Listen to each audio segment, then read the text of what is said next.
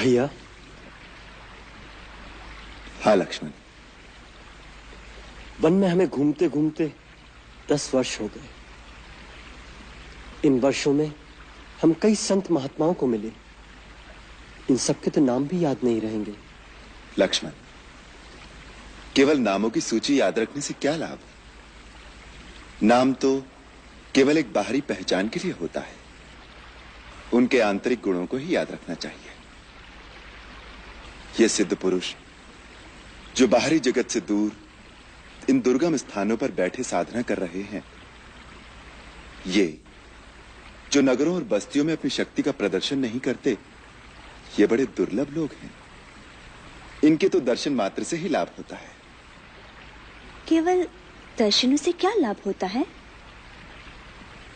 सीते, जैसे धूप में केवल बैठने मात्र से ही सूर्य की गर्मी हमारे शरीर में प्रवेश करती है, उसी प्रकार उनके निकट बैठने से उनके आत्मज्ञान, उनकी शक्तियों, उनकी भावनाओं का सूक्ष्म प्रकाश हमारे सूक्ष्म शरीर में प्रवेश करता है। वो बिना कुछ कहे ही बहुत कुछ दे देते हैं। तपोवन के जिस भाग में अब हम प्रवेश कर रहे हैं, वहां एक से एक महान ऋषि होंगे। यदि उनके सत्संग का पूर्ण लाभ उठाना हो तो अपने मन और बुद्धि की खिड़कियां और द्वार खोलकर उनके चरणों में बैठ जाना चाहिए।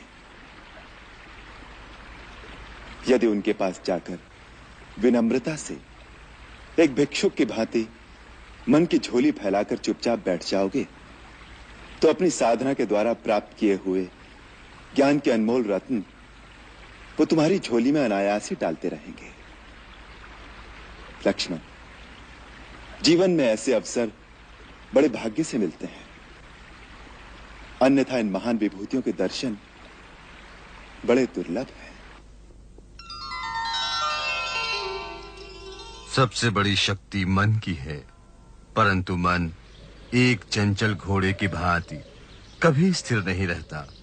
योग के द्वारा चित्रवृत्तियों का विरोध करके जो मन को काबू कर लेता है, उसका मन सर्वव्यापी आत्मा के अधीन होने से वो संसार की समस्त शक्तियों पर अधिकार पा लेता है। राम, अपने कर्म की अच्छाई और बुराई को हर घड़ी हर क्षण परखते रहना चाहिए। अपने कर्म को परखने के लिए मनुष्य के पास एक ही कसौटी है। वो ये सोचे कि यदि मैं इसी समय मर जाऊं तो मेरा यह कर्म किस गिनती में आएगा। इसलिए यदि कोई भूल हो जाए तो उसे तत्काल सुधार लेना चाहिए। ये कभी ना सोचे कि आज की भूल को कल सुधार लूंगा। कभी कभी काल कल का समय नहीं देता। धर्म के मार्ग पर चलने के लिए ज्ञान का प्रकाश आवश्यक है। यदि ज्ञान का प्रकाश न हो तो अंधकार पूर्ण मार्ग पर धर्म एक अंधे की भांति भटक सकता है। जहां जीवन है वहीं मृत्यु है, जहां मंगल है वहीं अमंगल भी साथ खड़ा है। केवल सुख पकड़ने जाओगे तो उसी की छाया में दुख को भी खड़ा पाओगे। अतः जो सुख और दुख दोनों से विरक्त होकर आत्मा में लीन होता है, वही शाश्वत आनंद को पाता है। उसी को मुक्ति कहते हैं।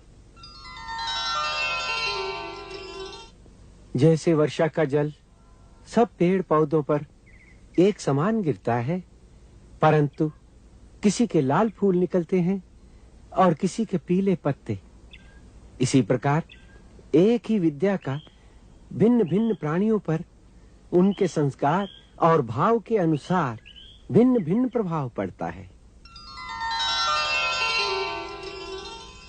पत्थर पर लिखे अक्षर कभी नहीं मिटते, परंतु पानी पर लिखा क्षण भर भी नहीं रहता। मन में क्रोध और शत्रुता को उतनी देर रखना चाहिए जितनी देर पानी पर लिखा रह सकता है। श्री राम, धन के अतिरिक्त भी तुम कुछ दे सकते हो। एक मीठा शब्द, एक प्यार भरी मुस्कान, उसका मोल तो धन से भी अधिक है। हर एक प्राणी भगवान का अवतार है। परंतु वह अपनी ही माया के जाल में फंसकर अपने आप को नहीं पहचानता। इस माया जाल से प्राणी कैसे मुक्त हो सकता है मुनिराज? स्वयं को पहचानकर, अपने भगवत स्वरूप को जानकर स्वयं ही अपने आप को फंसाता है और स्वयं ही मुक्ति का साधन पूछता फिरता है। यही तो मायापति की माया है।